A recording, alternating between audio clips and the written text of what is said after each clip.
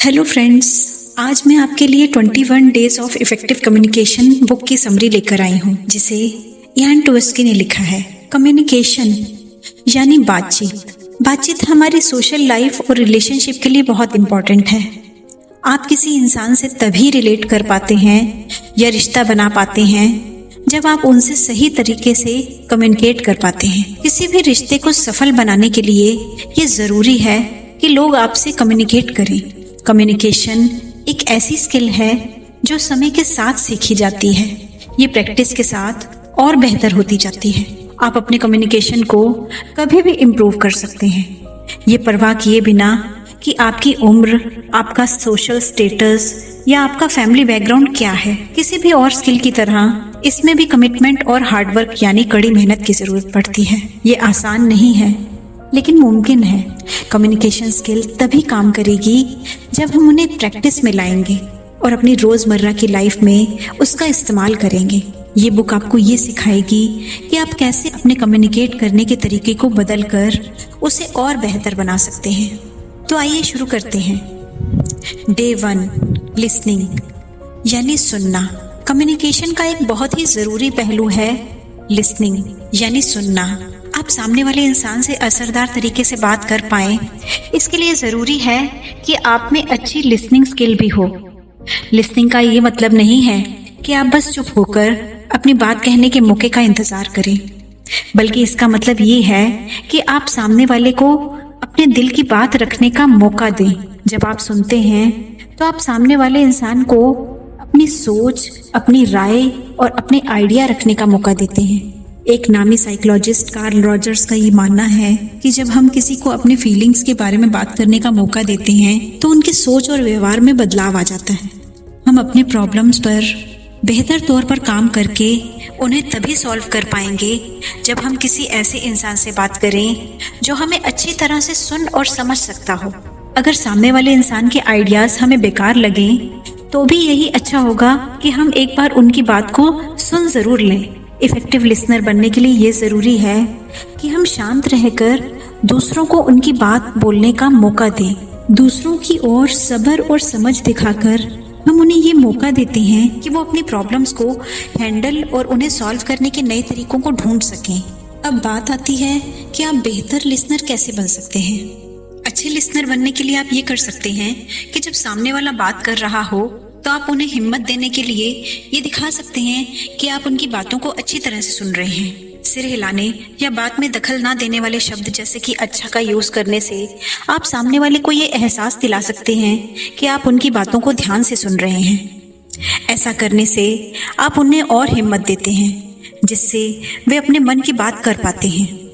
सामने वाले को एक साथ अपनी सारी बातें बोलने का मौका देने से भी आप अच्छे लिसनर बन सकते हैं।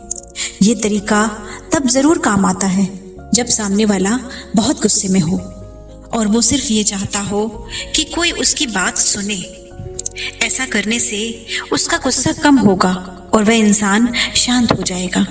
जब कोई इंसान आपसे इंफॉर्मेशन शेयर करता है तो आप उन्हें जज करते हैं और ये अंदाज़ा लगाने लगते हैं कि वो इस वक्त कैसे हालात से गुजर रहा है, सामने वाला कैसी सिचुएशन एक्सपीरियंस कर रहा है। ये समझने के लिए आप अपने मन में उसे लेकर कई बार थ्योरीज बनाते हैं।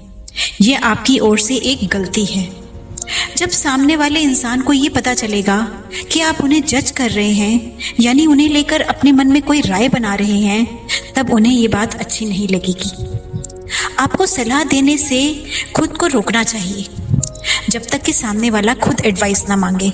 आपको सामने वाले को ये भी नहीं कहना चाहिए कि आप समझ सकते हैं कि वो किस दौर से गुजर रहा है, क्योंकि आप सच में ये बात नहीं समझ सकते। ऐसा हो सकता है कि आप भी उनकी सिचुएशन से मिलती जुलती सिचुएशन से पहले कभी गुजरे हों, लेकिन ये ज़रूरी नहीं है कि आपके रिएक्शन भी उनके जैसे होंगे।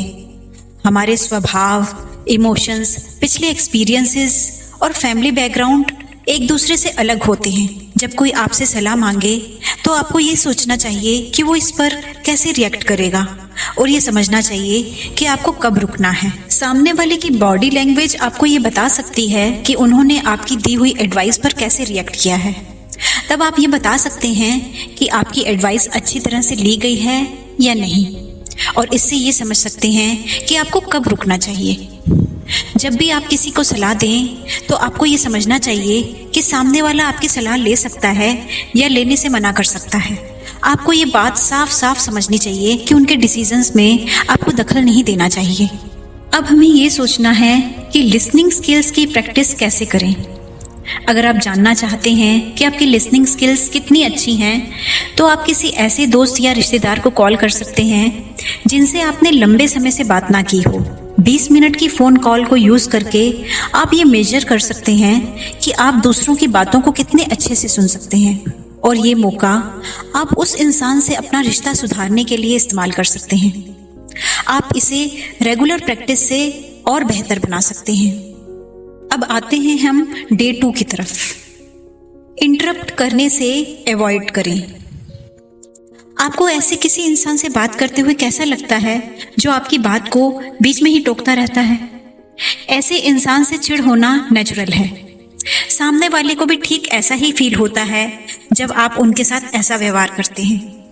जब आप किसी से बहस कर रहे होते हैं तब आप सामने वाले की बात को काट कर अपनी बात रखते हैं ताकि आपकी आवाज़ सुनी जाए, या जब आप किसी ऐसे टॉपिक पर डिस्कस कर रहे हों जिसे लेकर आप बहुत पैशनेट हैं, तब भी आपको सामने वाले की बात को काट कर अपनी बात बताने का बहुत मन करता होगा।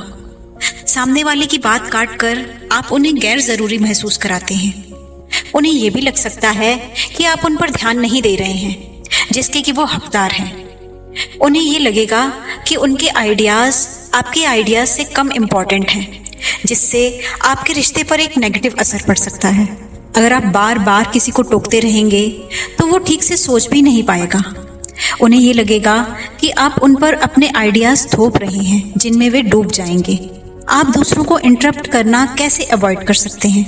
आप अपने कम्युनिकेशन को सुधारने के लिए डेली टारगेट सेट कर सकते हैं, जिसे पूरा करने पर आप अपने आप को इनाम देंगे। जैसे कि पूरे दिन बिना दूसरों को टोके बात करने पर। आप स्टिकी नोट्स पर ये बात लिखकर इसका यूज़ करके अपने आप को दिन भर याद दिला सकते हैं। इन नोट्स को आप अपने डेस्क, कंप्यूटर या लॉकर पर लगा सकते हैं ताकि आप हमेशा खुद को ये याद दिलाकर अपने कम्युनिकेशंस को इम्प्रूव करते रहें। किसी मीटिंग को अटेंड करने से पहले आप नोट्स बना सकते हैं जिसमें आप अपनी सारी बातों को लिख लें ताकि आप दूसरों को उनकी बात बोलते वक्त ना टोकें। जब कोई इंसान किसी बारे में बात कर रहा हो या कुछ सिखा रहा हो, तब आपको ये ज़रूरत महसूस हो सकती है कि आप उसी वक्त उन्हें रोककर बातें क्लेरिफाई कर लें। इसे अवॉइड करने के लिए आप उन सारी बातों को कहीं नोट कर सकते हैं जिन्हें आप पूछना चाहते हैं, और जब सामने वाला अपनी बात पूरी कर ले तब आप एक साथ उन सभी सवालों को पूछ सकते हैं। आपको ये बात हमेशा याद रखनी चाहिए कि आपका चुप रहना आपके बात करने जितना ही पावरफुल है। चुप रहकर दूसरों को अपनी बात पूरी करने देने से लोग आपकी इज्जत करेंगे। दूसरों की बात करने पर बार बार उन्हें टोकने को इस चीज़ की निशानी समझी जा सकती है कि आप खुद को उनसे इन्फीरियर या कमतर समझते हैं। बार बार टोकने से लोग ये समझेंगे कि आप ये जताना चाह रहे हैं कि आपके पास भी अच्छे आइडियाज़ हैं। इसे इन्फीरियरिटी कॉम्प्लेक्स कहा जाता है, और अगर आपको ये प्रॉब्लम है तो आप किसी प्रोफेशनल काउंसलर से मदद ले सकते हैं। अलग अलग लोग टोकने को अलग अलग तौर पे लेंगे। ये इस पर डिपेंड करता है कि ऐसा करना उनके कल्चर में कैसा माना जाता है। जैसे कि वेस्टर्न कल्चर में इसे बदतमीजी माना जाता है, लेकिन इटालियन कल्चर में टोकने को ये समझा जाता है कि आप सामने वाले की बातों में इंटरेस्ट ले रहे हैं। जापानी कल्चर में आप बिना किसी दिक्कत के अपने डाउट्स क्लियर करने के लिए सामने वाले को टोक सकते हैं। इसलिए ये बेहतर होगा कि आप ये पता करें कि सामने वाला किस कल्चर से ताल्लुक़ रखता है, ताकि आप ये जान सकें कि वे टोकने को कैसा समझते हैं। अब आगे चलते हैं डे 3 पर। इंक्लूसिव कम्युनिकेटर बने। इफेक्टिव तरीके से कम्युनिकेट करने के लिए आपको उन लोगों की भी तारीफ करनी चाहिए जो दूसरों से अलग हों या जिनके सोच विचार बाकियों से हटकर हों, क्योंकि हर इंसान की ओपिनियन और आइडियाज़ इज्जत के काबिल होते हैं। एक इफेक्टिव कम्युनिकेटर होने के नाते आपको अपने सर्कल में मौजूद हर इंसान को अपने बीच शामिल करना चाहिए, ये परवाह किए बिना कि वे किस कल्चरल बैकग्राउंड से नाता रखते हैं। इंक्लूसिव कम्युनिकेशन यानी ऐसी बातचीत जिसमें आपको शामिल किया जाए। हर तरह के रिश्तों के लिए अहम है, भले ही वे बिजनेस से रिलेटेड हों या फैमिली से। इंक्लूसिव कम्युनिकेशन की कामयाबी के लिए आपको लोगों के कैरेक्टर्स के बेकार पहलुओं को चुनना अवॉइड करना चाहिए। सिर्फ उसी पहलू के बारे में बात करनी चाहिए जो कि सिचुएशन को सूट करता हो। लोगों के सेक्सुअल ओरिएंटेशन उन्हें डिस्क्राइब करने के लिए इस्तेमाल करने से बचना चाहिए। जैसे कि मिसाल के तौर पर आपकी टीम में एक नया गे स्टाफ मेंबर शामिल हुआ हो, तो आपको उनके बारे में बताने के लिए गे शब्द का इस्तेमाल नहीं करना चाहिए, क्योंकि वो इस सिचुएशन में सूट नहीं करता। इसी तरह विकलांग यानी डिसेबल्ड लोगों को उनकी डिसेबिलिटी से डिस्क्राइब करना भी सरासर गलत है। किसी भी डिसेबल इंसान को उनकी कमियों से बुलाना गलत है। इसके अलावा किसी को कुछ और तकलीफ हो, जैसे कि डिप्रेशन हो, तो उन्हें डिप्रेसिव या देवदास जैसे नामों से बुलाना भी गलत है। अच्छे कम्युनिकेशन के लिए ज़रूरी है कि आप लोगों की जाति, धर्म वगैरह का भी ख्याल रखें। उनकी पहचान को लेकर अपने मन में कोई गलत राय ना बना लें। आपको ये हरगिज़ नहीं मानना चाहिए कि कोई किसी एक तरह के देश या जाति से नाता रखता है तो वो अच्छा या बुरा ही होगा। ऐसा करने से जाहिर होगा कि आप लोगों की इंडिविजुअल पर्सनैलिटी को अप्रिशिएट या उनकी सराहना नहीं करते। इंक्लूसिव कम्युनिकेशन के लिए आपको ऐसे शब्द या स्लैंग भाषा का इस्तेमाल करने से बचना चाहिए जो कि किसी इंसान या ग्रुप की भावनाओं को ठेस पहुंचा सकती हो। आप अपनी कम्युनिकेशन स्किल्स YouTube पर वीडियोस देखकर भी सुधार सकते हैं, जहां 2 या 2 से ज़्यादा लोग डिस्कशन कर रहे हों। उनके डिस्कशन को देखकर ऐसे किसी इंसान को देखिए जो दूसरों के लिए पुरानी और घिसी-पिटी सोच रखता हो, और उनसे खुद की तुलना करके देखिए कि क्या आप भी उनके जैसे हैं। अब आगे चलते हैं डे 4 की तरफ। आप अपने शब्दों को कितने अच्छे से जानते हैं। कम्युनिकेशन प्रोसेस में कई तरह के वर्ड्स का आना और उन्हें सही जगह पर इस्तेमाल करना आना बहुत जरूरी माना जाता है। कई तरह के वर्ड्स की नॉलेज होने को इंटेलिजेंट और वेल एजुकेटेड होने से जोड़ा जाता है। ये आपको एक बेहतर कम्युनिकेटर बनाता है। अलग अलग वर्ड्स की अच्छी नॉलेज आपको पर्सनल और प्रोफेशनल लाइफ में आगे बढ़ने में मदद करती है। जॉन ओ कॉनर ने यह पता लगाया है कि जिन लोगों को शब्दों की ज़्यादा जानकारी होती है उन्हें काम में टॉप पोजीशन में रहने का मौका मिलता है और वो ज़्यादा सक्सेसफुल होते हैं। अच्छी कम्युनिकेशन इस बात पर भी डिपेंड करती है कि आपको कितने वर्ड्स की जानकारी है और उन्हें कब, कहाँ और कैसे इस्तेमाल किया जाए, इस चीज़ की भी जानकारी है। कम्युनिकेशन किसी भी कामयाब रिलेशनशिप का आधार है। जब आपको ज़्यादा वर्ड्स की जानकारी होगी तब आप अपने मन की बात बेहतर तौर पर एक्सप्रेस कर पाएंगे और नई आइडियाज़ आसानी से समझ पाएंगे। शब्दों की अच्छी जानकारी होने से आप लिखने और पढ़ने के जरिए लोगों से बेहतर तरीके से कम्युनिकेट कर पाएंगे और बेहतर और मजबूत रिश्ते बना पाएंगे। वोकैबुलरी एक मजबूत प्रोफेशनल बैकग्राउंड बनाने के लिए भी ज़रूरी है। अपनी वोकैबुलरी को कैसे सुधारें?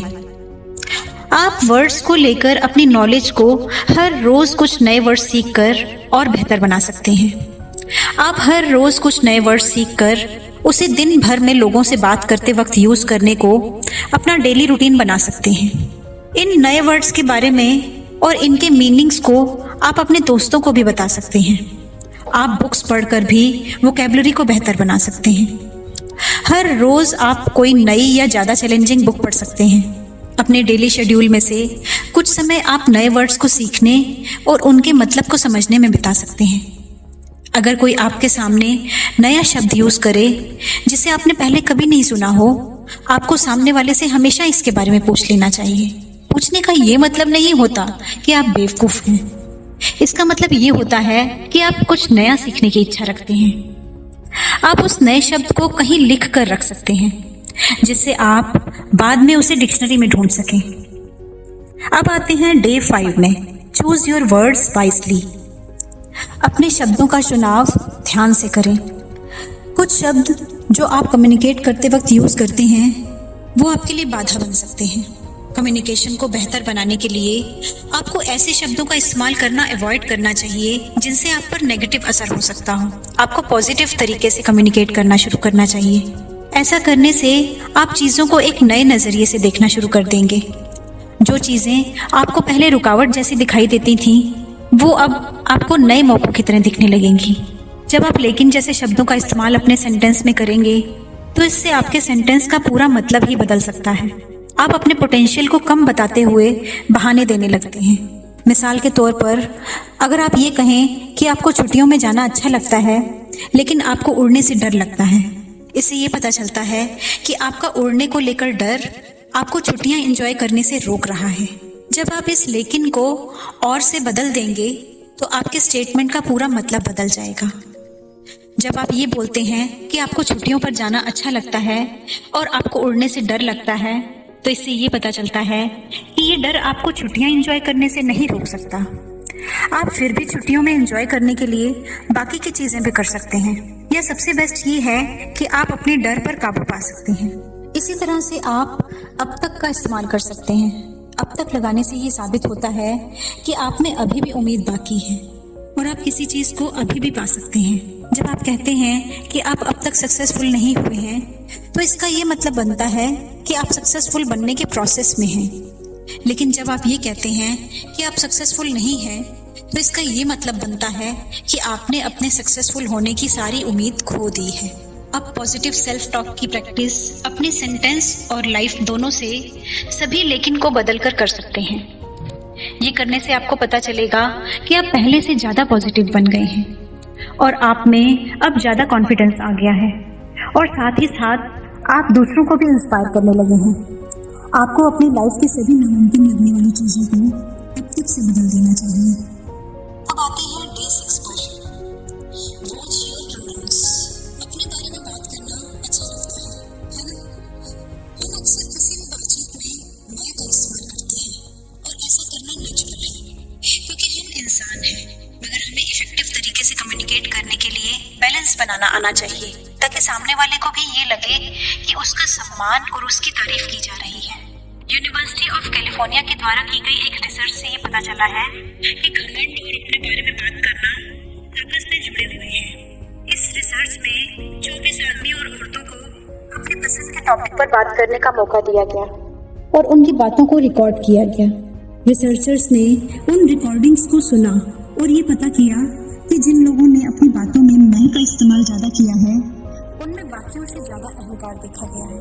आपको खुद को मैं का यूज करना नॉर्मल लगता होगा, लेकिन इससे बाकियों को आप सेल्फिश और घमंडी नजर आएंगे।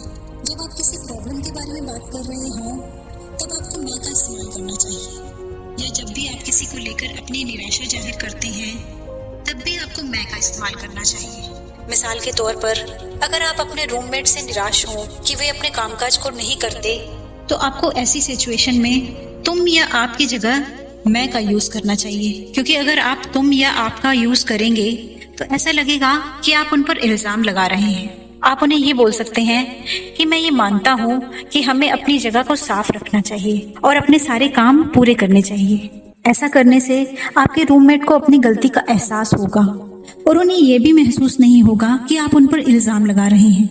जब आप किसी कंट्रोवर्शियल या विवाद पैदा करने वाले टॉपिक पर बात कर रहे हो, तब आपको हम की जगह मैं का इस्तेमाल करना चाहिए।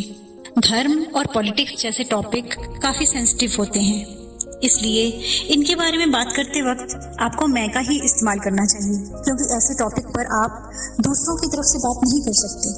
आपके ऐसा करने से ये लगेगा कि आप उन लोगों को भी अप्रिशिएट कर रहे हैं जिनके सोच विचार आपसे नहीं मिलते। अपने कम्युनिकेट करने के तरीकों को आप हम जैसे शब्दों को अपनाकर और असरदार बना सकते हैं। जब आप हम का यूज करते हैं तो इससे यूनिटी और टीम वर्क झलकती है।